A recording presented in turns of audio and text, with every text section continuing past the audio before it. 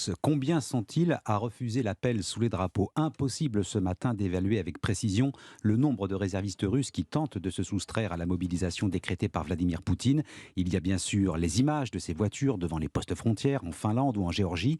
Il y a aussi les témoignages et nombre de ces déserteurs ont choisi l'avion direction Istanbul en Turquie. Rémi Trio, le correspondant d'Europe 1 sur place, les a rencontrés à leur arrivée à l'aéroport. Reportage. Dans le hall d'arrivée de l'aéroport d'Istanbul, Piotr a l'air un peu perdu, mais soulagé. Ce développeur informatique de 29 ans arrive de Moscou avec un ami et il peine encore à croire qu'il a réussi à fuir. On ne pensait pas qu'on allait y arriver. On croyait vraiment qu'à n'importe quel moment, quelqu'un allait surgir pour nous remettre un ordre de mobilisation. J'aime me dire que je me serais rendu si j'avais été mobilisé, mais bien entendu, j'aurais été terrifié et je ne sais pas ce que j'aurais fait. Jusqu'au décollage, c'était très stressant. Avec une petite valise chacun, Anton et Anastasia viennent aussi d'atterrir en Turquie. Elle avait un peu peur pour moi. Pas juste un peu.